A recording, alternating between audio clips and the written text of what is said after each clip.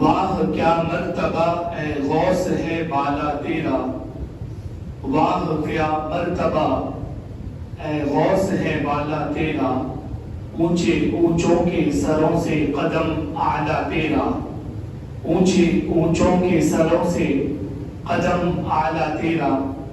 سر بھلا کیا کوئی جانے کہ ہے کیسا تیرا، سر بھلا کیا کوئی جانے کہ ہے کیسا تیرا، اولیاء ملتے ہیں آنکھیں وہ ہے تلوہ تیرا، اولیاء ملتے ہیں آنکھیں وہ ہے تلوہ تیرا۔ امام اہل سنت اعلی حضرت عظیم البرکت رضی اللہ تعالیٰ عنہ جو خود مجدد ہیں، 14ویں صدی کے مجدد دین و ملت، غوث اعظم رضی اللہ تعالیٰ عنہ کی عظمت یوں بیان فرماتے ہیں، کیا دبے جس پہ حمایت کا ہو پنجہ تیرا، کیا دبے جس پہ حمایت کا ہو پنجہ تیرا، شیر کو خطرے میں لاتا نہیں کتا تیرا، شیر کو خطرے میں لاتا نہیں کتا تیرا۔ اعلی حضرت امام اہل سنت نے اس عظیم ولی کے واقعے کو اور اس واقعے کا جو نتیجہ دنیا کے سامنے آیا تھا اسے اس شعر میں سمیٹا ہے کہ حضور غوث پاک رضی اللہ تعالیٰ عنہ کی حمایت اگر کسی سگے بارگاہ کو بھی حاصل ہو جائے، کسی کتے کو، جانور کو اگر حضور غوث اعظم کی حمایت حاصل ہو جائے تو پھر وہ جانور کسی سے دبتا نہیں ہے۔ تو جب جانور کا یہ حال ہے کہ آپ کی بارگاہ کے لنگر سے بچنے والی ہڈیوں کو کھا کر جو زندگی گزارتا، حضور غوث پاک کے لنگر سے فائدہ اٹھانے والے کتے کا یہ عالم ہے کہ جب ایک ولی اللہ جو شیر کی سواری کیا کرتے، جب وہ غوث اعظم رضی اللہ عنہ کی بارگاہ میں شیر کی سواری پر تشریف لاتے ہیں تو معمول کے مطابق ان کے شیر کی خدمت کے طور پر ایک باقاعدہ ایک بڑا جانور شیر کی خدمت کے لیے پیش کیا جاتا۔ ان ولی اللہ کی وہ عظمت تھی کہ وہ جس کسی کے پاس بھی جاتے ان کے شیر کی سیوا میں، خدمت میں ایک بڑا جانور پیش کیا جاتا جسے شیر کھاتا۔ اس سے ان کی عظمت اور روب لوگوں میں بیٹھا ہوا تھا۔ وہ اللہ کے ولی جب حضور غوث پاک کی بارگاہ میں پہنچتے ہیں، معمول کے مطابق حضور غوث پاک کی لنگر سے متعلق جو جانور تھے، ایک بڑا جانور ساتھ میں شیر کی خدمت میں بھیجا جاتا ہے، لیکن اس دوران حضور غوث پاک کے لنگر کی حفاظت کرنے والا کتا اس بڑے جانور کی حفاظت کرتے کرتے پیچھے جاتا ہے، اور جب وہ بڑا جانور شیر کے قریب پہنچتا ہے اور شیر اس جانور پر حملہ کرنا چاہتا ہے تاکہ اپنی بھوک مٹا سکے، حضور غوث پاک کے لنگر کا وہ کتا آگے بڑھتا ہے اور شیر کو چیر پھاڑ کر رکھ دیتا ہے۔ اعلیٰ حضرت فرماتے ہیں، کیا دبے جس پہ حمایت کا ہو پنجہ تیرا، کیا دبے جس پہ حمایت کا ہو پنجہ تیرا، شیر کو خطرے میں لاتا نہیں کتا تیرا، شیر کو خطرے میں لاتا نہیں کتا تیرا۔ اور حضور غوث اعظم دستگیر رضی اللہ تعالیٰ عنہ ان جلیل القدر اولیاء اکرام میں سے ہیں، اولیاء اکرام کے سردار ہیں کہ جن کی سرداری کو صرف عوام نہیں بلکہ صدیوں سے سارے مجددین، سارے محدثین، سارے فقہاء اور سارے علماء ان کی سرداری کو مانتے رہے ہیں، ان کی سرداری کے آگے اپنا سر تسلیم، سر عقیدت خم کرتے رہے ہیں۔ اور اعلیٰ حضرت امام اہل سنت جیسا مجدد، 14ویں صدی کا مجدد، علمی دنیا میں جو انہوں نے کارنامے انجام دیے ہیں، صبح قیامت تک ان کارناموں کو یاد کیا جائے گا۔ اعلیٰ حضرت جیسی شخصیت حضور غوث اعظم دستگیر رضی اللہ تعالیٰ عنہ کی عظمت کے آگے اپنے آپ کو کیسا پیش کرتے ہیں، اس سے آپ کو اندازہ ہو جائے گا کہ غوث اعظم کون سی شخصیت کا نام ہے۔ فرماتے ہیں، تجھ سے در، در سے سگ، اور سگ سے ہے مجھ کو نسبت۔ اعلیٰ حضرت مجدد دین و ملت، 14ویں صدی کا مجدد خود فرماتا ہے، حضور آپ کی بارگاہ سے، آپ کی دربار سے ایک کتے کو نسبت ہے اور اس کتے سے مجھ کو نسبت ہے۔ تجھ سے در، در سے سگ اور سگ سے ہے مجھ کو نسبت، میری گردن میں بھی ہے دور کا ڈورا تیرا، میری گردن میں بھی ہے دور کا ڈورا تیرا۔ امام اہل سنت پوری دنیا کو پیغام دے رہے ہیں غوث اعظم رضی اللہ تعالیٰ عنہ کوئی عام ولی نہیں ہے، بلکہ سردار اولیاء ہیں، غوث الاغواث ہیں اور غوث اعظم ہیں، اور حضور غوث اعظم رضی اللہ عنہ کی بارگاہ کا ادب اعلیٰ حضرت اتنا کرتے ہیں، اپنے آپ کو براہ راست حضور غوث پاک سے جوڑنے کے بجائے حضور غوث پاک کی بارگاہ کے آپ کے لنگر کے کتے سے اپنی آپ کی نسبت دیتے ہیں۔ اتنی بڑی علمی شخصیت، اتنے بڑے مجدد دین و ملت حضور اعلیٰ حضرت حضور غوث اعظم رضی اللہ تعالیٰ عنہ کی بارگاہ سے عقیدت کا اس طرح جو ہے مظاہرہ کر رہے ہیں، تو ہم اور آپ کس گنتی میں آتے ہیں ہمیں سمجھنا چاہیے، خاص کر ان لوگوں کو جو اپنی پھٹی زبانوں سے اولیاء کرام کی گستاخیاں کرتے ہوئے غوث الاغواث غوث الاعظم رضی اللہ تعالی عنہ کی بھی بے ادبی کھلے یا دبے الفاظ میں کرتے نظر آتے ہیں۔ اعلیٰ حضرت نے کہا ہے تجھ سے در سے سگ اور سگ سے ہے مجھ کو نسبت، تجھ سے در سے سگ اور سگ سے ہے مجھ کو نسبت، میری گردن میں بھی ہے دور کا ڈورا تیرا، میری گردن میں بھی ہے دور کا ڈورا تیرا۔ اور جو غوث اعظم سے چڑھتے ہیں، جنہیں 11ویں سے تکلیف ہوتی ہے، انہیں اعلیٰ حضرت کا یہ پیغام سمجھ لینا چاہیے۔ فرماتے ہیں اس نشانی کے جو سگ ہیں غوث اعظم سے نسبت ہو تو کیا فائدہ ہوتا ہے۔ فرماتے ہیں غوث الاعظم سے عقیدت ہو، غوث الاعظم کی نشانی آپ کے پاس ہو، وہ جو لوگ اپنے گھروں پر نشانی لگاتے ہیں جھنڈوں کی شکل میں، اگر آپ جھنڈوں پر کچھ لکھوا کر لگا رہے ہیں آداب کا خیال کریں، اور نہیں تو سادہ جھنڈا بھی اگر آپ لگائیں گے تو نسبت کے لیے وہ کافی ہے۔ اور اعلیٰ حضرت فرماتے ہیں کہ جس کسی کو یہ نشانی حاصل ہوتی ہے، جو کوئی اپنے آپ کو نسبت حضور غوث پاک سے دیتا ہے، یہ نسبت کوئی معمولی نسبت نہیں ہے۔ فرماتے ہیں اس نشانی کے جو سگ ہیں مارے نہیں جاتے، اس نشانی کے جو سگ ہیں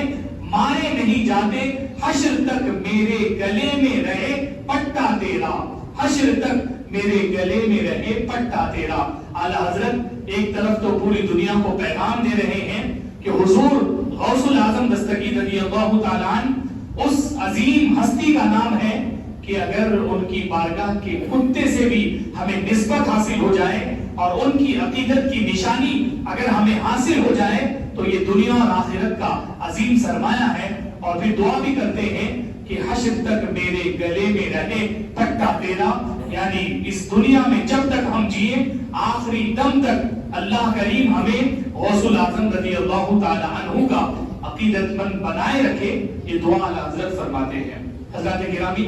اشعار سے میں نے گفتگو شروع کی ہے، آپ گفتگو کا عنوان سمجھ چکے ہیں۔ حضور غوث پاک رضی اللہ تعالیٰ عنہ کو آج پوری دنیا میں یاد کیا جا رہا ہے۔ گوگل اور انٹرنیٹ کی دنیا جب سے ہاتھوں میں آئی ہے کوئی چیز چھپی نہیں ہے۔ آپ اچھی طرح جانتے ہیں کہ 11ویں شریف کا اہتمام، غوث الاعظم رضی اللہ تعالی عنہ کے تذکرے، آپ کے چرچے، یہ بھارت اور بھارت کے آس پاس کے علاقوں کی پیداوار نہیں ہے۔ 11ویں شریف پوری دنیا میں منائی جاتی ہے، جیسے میلاد شریف پوری دنیا میں مناتے ہیں۔ میلاد شریف کے بعد انتہائی اہتمام کے ساتھ، جیسے محرم الحرام کے موقع پر جو ہے سید الشہداء امام الشہداء سیدنا امام علی مقام کی یاد منائی جاتی ہے، ان کے بعد جس عظیم شخصیت کے تذکرے پورے عالم بھر میں ہوتے ہیں وہ غوث الاعظم دستگیر رضی اللہ تعالی عنہ کی ذات ہے۔ حضور غوث اعظم رضی اللہ تعالی عنہ کو کیوں یاد کیا جاتا ہے، اس پر ہلکی سی روشنی ڈالنے کے بعد حضور غوث پاک رضی اللہ تعالی عنہ نے دین کے لیے اور قوم و ملت کے لیے کیا کیا ہے، اس پر ایک ہلکی سی روشنی ڈالنے کی میں کوشش کروں گا۔ حضرات گرامی، حضور غوث پاک رضی اللہ تعالی عنہ 5ویں صدی ہجری میں مولود ہوتے ہیں، آپ کی ولادت باسعادت ہوتی ہے، اور آپ کی جو خدمات کی صدی ہے جس میں خلق خدا نے آپ سے استفادہ کیا وہ 6 صدی ہجری ہے. 6 صدی ہجری سے لے کر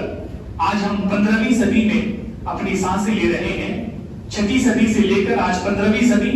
9 صدیاں گزر چکی ہیں اور معلوم نہیں آگے اللہ تبارک و تعالیٰ کب امام مہدی کو آنے اور ظاہر ہونے کی توفیق عطا فرمائے گا. جب تک کے لیے 900 سال تو گزر چکے 900 سال گزر چکے ہیں اور ان 900 سالوں کے بعد سلسلہ اور دراز لگ رہا ہے اور نہ جانے کتنی صدیاں ہیں. اعلیٰ حضرت امام اہل سنت کی بات مانے تو اعلیٰ حضرت نے علوم غیبیہ جو اللہ کی عطا سے حضور کو عطا ہوئے اور حضور کی عطا سے صحابہ اولیاء مجددین کو عطا ہوئے ان میں سے ایک علم غیب کے ذریعے امام اہل سنت نے جو قیامت کے آنے کا وقت اور امام مہدی کے آنے کا وقت یہ سب جو نکالا ہے اس کے اعتبار سے اگر ہم دیکھیں تو ابھی اور کئی صدیاں باقی ہیں 3-4 صدیاں اور باقی ہیں. تو عرض کرنے کا مقصد یہ کہ 9 صدیاں بیت چکی ہیں اور اگر امام اہل سنت کے اس حساب کتاب کو سامنے رکھیں جو الملفوظ میں آپ نے ذکر فرمایا ہے امام مہدی کی آمد اور قیامت سے پہلے کے حالات کے بارے میں تو کم و بیش 4 صدیاں اور تو 9 صدیاں یہ اور مزید 4 صدیاں 13 صدیاں اللہ تبارک و تعالیٰ نے حضور اور یہ بہت پوائنٹ کی بات ہے اسے ذہن میں رکھیں علم میں رکھیں اور دوسروں تک پہنچائیں. کیوں غوث اعظم کو یاد کرتے ہیں جن کے پیٹوں میں 11ویں سے درد ہوتا ہے اور جنہیں اولیاء اکرام سے دشمنی ہے اولیاء اکرام کی عداوت کو جنہوں نے تبلیغ اور دعوت کا حصہ سمجھ رکھا ہے.